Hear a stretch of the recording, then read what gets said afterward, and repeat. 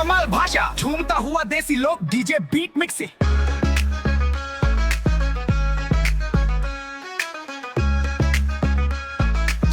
DJ beat मिक्सी बस time में बाजे डीजे नाचे सारा गांव, पगला कई बच्चे बनी के जाम, होती लहंगा में लागे सुपरस्टार का तक बोले आज होई प्यार। मौजा ही मौजा बा, सारा जहां झूमेला, खुशबू पिया थान के महफिल में गूंजेला, नचे माई से लेके नंदिया, आज के रात न कोई बंदिया।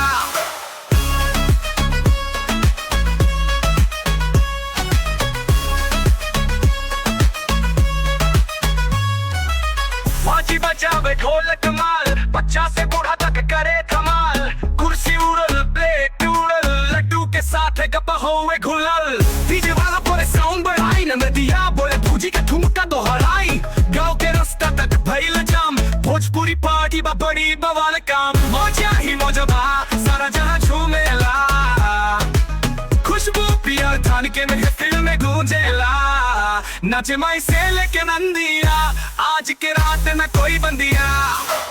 बाबूजी बोले इतना मजा अब कहाँ, भोज बोले का हो डीजे चलाना, सीखे फुहारा की ढोली के तड़का, भोजपुरी मेला बाई तना न करे झगड़ा, बंजोर भई भिन सारा, मनवा बा खुश न कोनो सहारा, मजा जे भइला जे रात हुए याद करी पूरा गाँव बारा मसमा।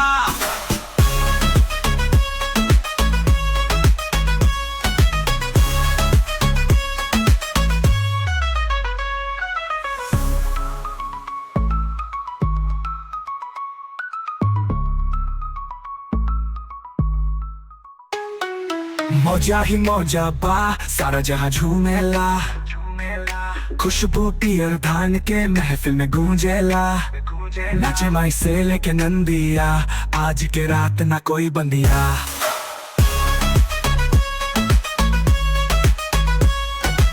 बाजी बजावे ढोल कमाल, बच्चा से बूढ़ा तक करे धमाल, कुर्सी उड़ल प्लेट उड़ल, लड्डू के साथ गप्पा हुए घुलल, डीजे वाला बोले साउंड बढ़ाई, ननंदिया बोले भौजी के ठुमका दोहराई, गांव के रास्ता तक भइल जाम, भोजपुरी पार्टी बा बड़ी बवाल काम। बाबूजी बोले मजा अब कहाँ, भौजी बोले का हो डीजे चलाना, हंसी के फुहारा थी ढोली के तड़का, भोजपुरी मेला बाई तना न करे झगड़ा, बंजोर भइल भिन सारा, मनवा बा खुश न कोनो सहारा, मजा जे भइला जे रात हुए याद करी पूरा गाँव बारा मसमा।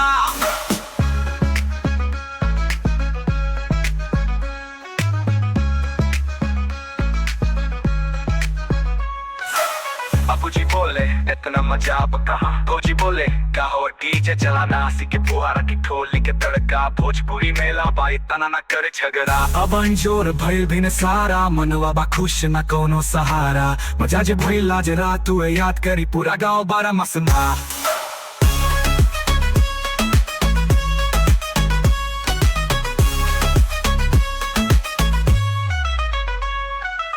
बाबूजी बोले इतना मजा अब कहाँ, भौजी बोले का हो डीजे चलाना, सीखे फुहारा की ढोली के तड़का, भोजपुरी मेला बाई तना न करे झगड़ा।